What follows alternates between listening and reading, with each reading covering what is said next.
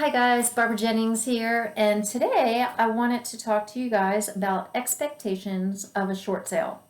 So, if you're a seller and you're thinking about doing a short sale and wanted to know kind of what are your expectations, I'm going to give you a brief overview and let you kind of know what's going on. So, first thing, you need to keep your home in good showing condition, including but not limited to keeping all your utilities on up until escrow or closing.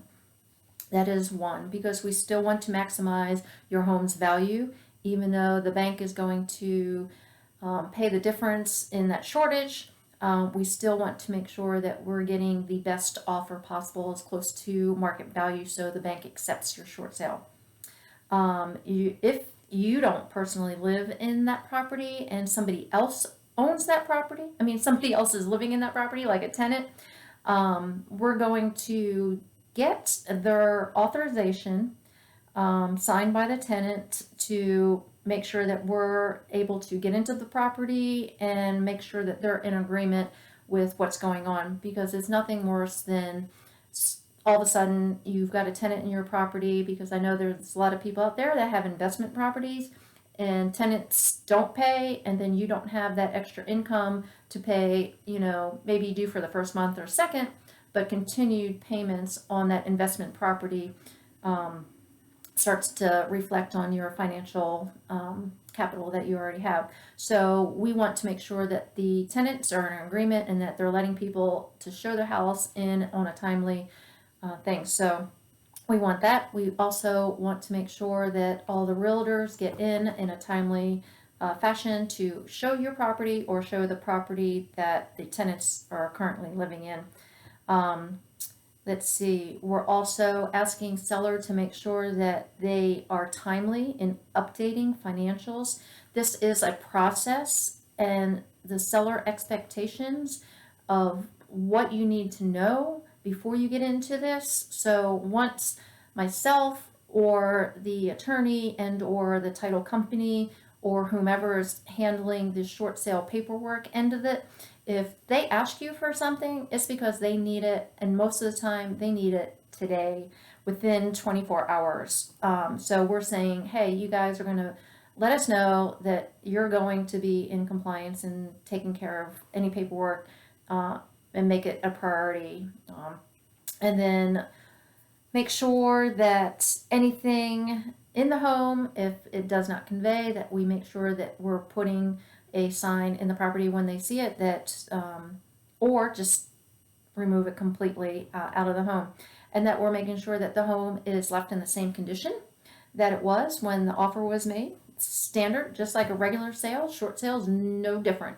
You don't take the refrigerator, you don't take the stove and all of these different items. We want everything to stay in the house. That's how you bought it.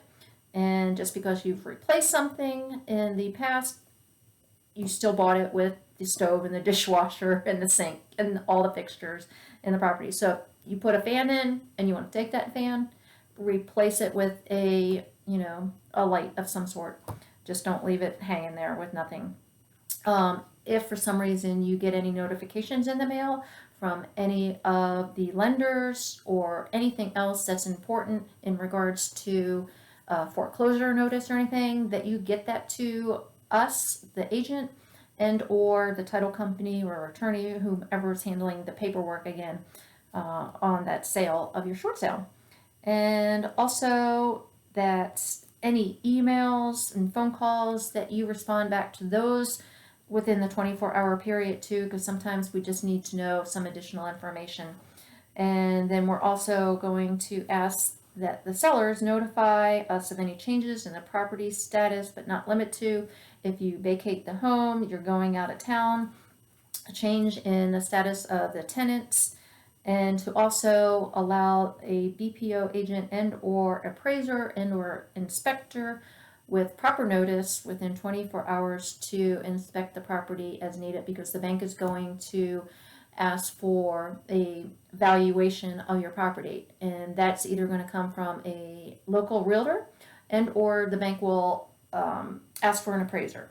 So all of these things will come into play. We just want to make sure that everybody is aware of what's going to happen and make sure that we're timely in responding to everything. That basically is it.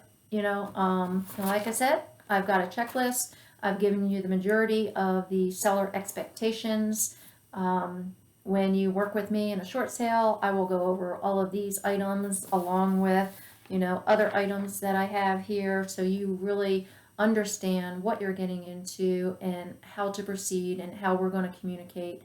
Like I said, Barbara Jennings, local realtor. I've done tons of short sales, and I know that maybe not right now today, but I know in the near future we're going to be seeing a lot more of these short sales come back onto the market, just because there's going to be a lot of people that don't have a job anymore.